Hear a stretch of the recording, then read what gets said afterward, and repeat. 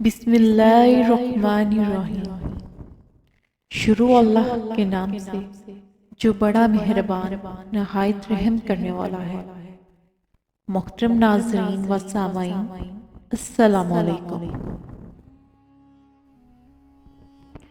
ایک ایسا پانی جسے پینے والا ہمیشہ کے لیے امر ہو جاتا ہے، وہ چشمہ جس کی تلاش ہر زمانے کے حکمرانوں، سیاحوں اور جہاز رانوں نے کی، وہ چشمہ کہاں ہے؟ اور اس پانی کو تاریخ کے کس ہستی نے پیا تھا؟ قدیم زمانے سے ہی محققین اور سیاحوں کا یہ ماننا تھا کہ زمین پر کہیں کسی مقام پر ایک ایسا چشمہ بھی موجود ہے جس کے پانی سے سبھی بیماریوں کو ٹھیک کرنے کے ساتھ ساتھ جسم کو امر بنانے کی قوت موجود ہے۔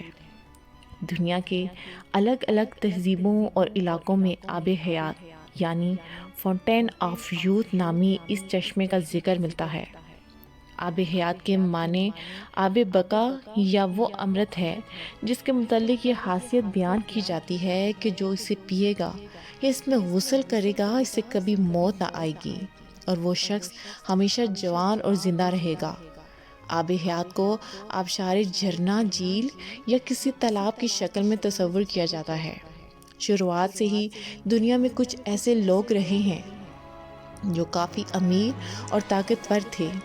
ان لوگوں کو ہمیشہ ہی زندگی کے ختم ہو جانے کا یا بڑھاپا ہونے کا ڈر ہوتا تھا، اس لیے ایسے لوگوں نے زمانہ قدیم میں اپنی بڑھتی ہوئی عمر کو روکنے اور اسے پیچھے لے جانے کے طریقوں کی کھوج کرنے کی کوشش کی، جن میں عہد وسطیٰ کے مشہور بادشاہ اور جرنیل شامل ہیں۔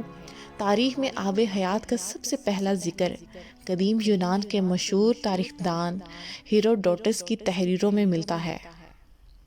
ہیروڈوٹس نے اپنی کتاب ہسٹوریا میں افریقہ میں آباد ایک قدیم قبیلے کا ذکر کیا ہے جنہیں میکروبین کہا جاتا ہے۔ یہ نہایت ہی طاقتور، جوان، لمبے اور خوبصورت لوگ تھے جن کی عمر کم سے کم 120 سال ہوتی تھی۔ اس کے باوجود وہ جوان دکھتے تھے۔ ہیروڈوٹس کے مطابق میکروبین صحرائے ریگستان اور افریقہ کے شمالی علاقوں میں آباد تھے۔ میکروبین کی سرزمین میں ایک خاص قسم کا چشمہ بہتا تھا اور یہ چشمے کا پانی ہی ان لوگوں کی لمبی عمر کا راستہ تھا۔ ہیروڈوٹس نے لکھا ہے کہ یونان کا بادشاہ جب میکروبین کی سرزمین میں پہنچا تو ان لوگوں نے بادشاہ کو وہ چشمہ دکھایا جس میں نہانے کے بعد بادشاہ کا جسم نہایت ہی چمکدار اور چکنا ہو گیا اور اس کے جسم میں خاص قسم کی خوشبوئیں آنے لگیں۔ اس چشمے کا پانی اتنا کمزور تھا کہ اس میں کوئی چیز نہ تیر سکتی تھی، نہ لکڑی اور نہ ہی کوئی ہلکی چیز۔ ہیروڈوٹس لکھتا ہے کہ شاید میکروبین کی لمبی عمر کی وجہ اس چشمے کے پانی کا مسلسل استعمال ہے۔ آب حیات کا ذکر اسلامی کتابوں میں موجود ہے اور اس کے متعلق کئی روایات نکلی ہیں، لہٰذا آب حیات اور ذوالقرنین کے متعلق امام زین العابدین نے ایک طویل قصہ بیان کیا ہے جس کے مطابق ذوالقرنین جو اللہ کے ایک نیک بندے اور بادشاہ تھے، فرشتوں میں سے ایک فرشتہ ان کا دوست تھا جس کا نام رفائل تھا اور وہ آپ سے ملاقات کرتا تھا۔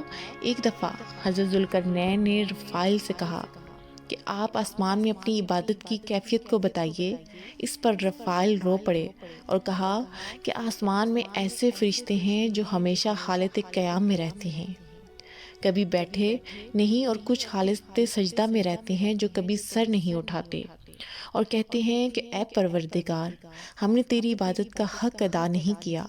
یہ سن کر ذوالقرنین رو پڑے اور کہا کہ اے رفائل، میری خواہش ہے کہ مجھے لمبی عمر ملے تاکہ میں اسے اپنے رب کی اطاعت و عبادت میں لگا دوں۔ اس پر رفائل نے کہا کہ اللہ نے ایک چشمہ پیدا کیا ہے جس کا نام آب بقا یا آب حیات ہے۔ جس نے بھی اس چشمے کا پانی پی لیا اسے کبھی موت نہیں آئے گی یہاں تک کہ وہ خود اللہ سے اپنی موت نہ مانگے۔ ذوالقرنین نے پوچھا کہ آپ اس جگہ کو جانتے ہیں؟ اس نے کہا نہیں، لیکن وہ چشمہ ایسی تاریخ اندھیری وادی میں ہے جس پر سے کبھی کسی انسان اور جن کا گزر نہیں ہوا ہے۔ چنانچہ ذوالقرنین نے تمام صالحین اور علماء کو اپنے دربار میں جمع کیا اور ان سے آب حیات کے متعلق دریافت کیا۔ تمام لوگوں نے کہا کہ ہمیں ایسے کسی چشمے کے بارے میں علم نہیں ہے، البتہ ایک عالم نے ذوالقرنین سے کہا لیکن میں نے آدم کی وصیت میں ان وادیوں کے بارے میں پڑھا ہے، اور یہ بھی سنا ہے کہ سام بن نو کی اولادوں میں سے ایک شخص پیدا ہوگا جو اس چشمے کا پانی پیے گا، اور وہ چشمہ اسی مقام پر ہے جہاں سورج غروب ہوتا ہے۔ لہٰذا حضرت ذوالقرنین نے سامان اس سفر درست کیا اور چشمے کی تلاش میں نکل پڑے۔ حضرت ذوالقرنین نے اس سفر میں اپنے وزیر کو بھی ساتھ لے لیا تھا جن کا نام حضرت خضر علیہ السلام تھا، اور آپ ذوالقرنین کے خالہ زاد بھائی تھے۔ ذوالقرنین اپنی لشکر کے ساتھ مسلسل 12 برسوں تک یوں ہی مغرب کی طرف سفر کرتے رہے، اور ایک طویل سفر طے کرنے کے بعد آخرکار یہ لوگ اس وادی کے کنارے پہنچ گئے۔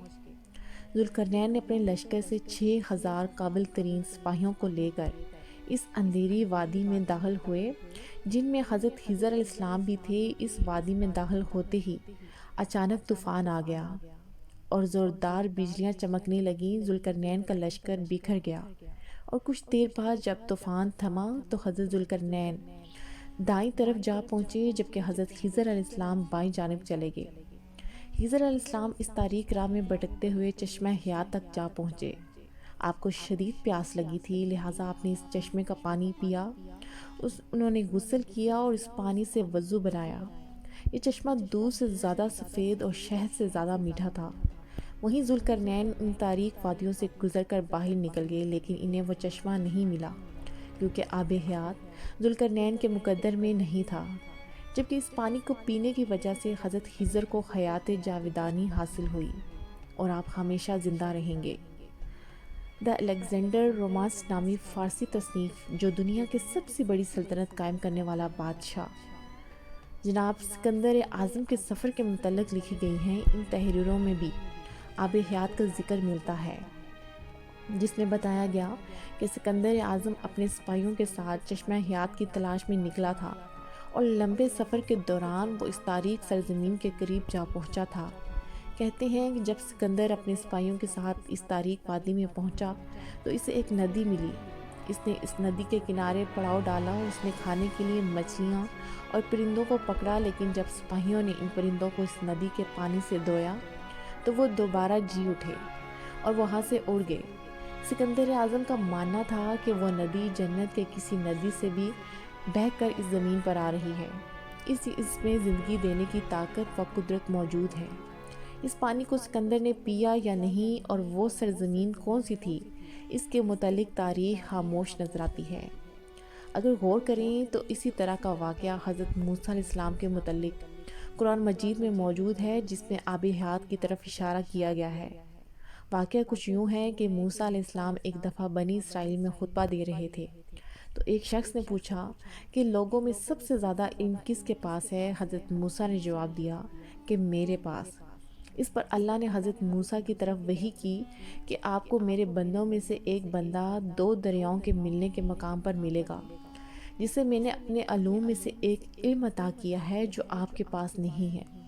موسیٰ علیہ السلام نے اس سے ملنے کی خواہش کی۔ اللہ نے حکم دیا کہ اپنے ساتھ ایک مردار مچھلی کو لیجئے اور 2 دریاؤں کے ملنے کی جگہ پر جائیے، اور جہاں وہ مچھلی گم ہو جائے وہیں آپ کی ملاقات اس بندے سے ہوگی۔ لہٰذا موسیٰ علیہ السلام نے اپنے ایک خادم کو ساتھ لیا اور نمک لگے ہوئے ایک مچھلی کو زنبیل میں رکھ کر سفر پر نکل پڑے۔ جب وہ چٹانی علاقوں میں پہنچے تو اس زنبیل کو ایک چٹان کے اوپر رکھا تو اچانک وہ مچھلی زندہ ہو گئی اور جھرنے کے ایک راستے کے ذریعے ندی میں چلی گئی۔ جس مقام پر وہ مچھلی گم ہوئی، اسی مقام پر موسیٰ علیہ السلام کی ملاقات اس بندے سے ہوئی جن کا نام خضر علیہ السلام تھا۔ اب سوال یہ ہے کہ وہ مچھلی جو مردہ تھی وہ زندہ ہو کر اس دریا میں کیسے چلی گئی؟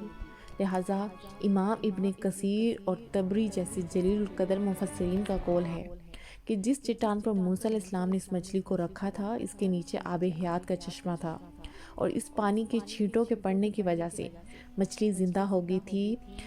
اس 11ویں صدی میں آب حیات کی کہانیاں پھر سے تب مشہور ہوئیں جب سال 1165 عیسوی میں پرسٹن جان ایک خط لکھا جس میں انہوں نے افریقہ کے علاقے کا ذکر کیا تھا۔ ان کے مطابق ایتھوپیا کے قریب ایک یعنی چشمہ تھا جس کے پانی واٹر آف فاؤنٹین میں یہ خاصیت تھی کہ اس میں نہانے والے شخص کی عمر 30 کی ہو جاتی تھی، خواہ وہ کتنا ہی بوڑھا کیوں نہ ہو۔ چشمہ حیات کا ذکر انجیل کے کتاب یوحنا میں بھی ملتا ہے۔ یوحنا کے مطابق پھر اس نے مجھے بلور کی طرح چمکتا ہوا آب حیات کا ایک دریا دکھایا جو خدا کے تخت سے نکل کر اس شہر کے درمیان بہتا تھا، اور اس دریا کے پار زندگی کا درخت تھا۔ کتاب یوحنا کے مطابق جو شخص بھی آب حیات کے اس چشمے میں داخل ہوگا، اس کے جسم میں موجود ہر تکلیف اور ہر زخم ٹھیک ہو جائے گا۔ جبکہ ایک نظریہ یہ ہے کہ آب حیات زیر زمین یعنی انڈر گراؤنڈ دنیا میں موجود ہے۔ کئی سیاحوں نے زیر زمین دنیا کو کھوجنے کے دعوے بھی کیے، لہٰذا ممکن ہے کہ آب حیات زمین کے اندر کسی مقام پر موجود ہو اور تا قیامت اسے انسانی نظروں سے چھپا دیا گیا ہو۔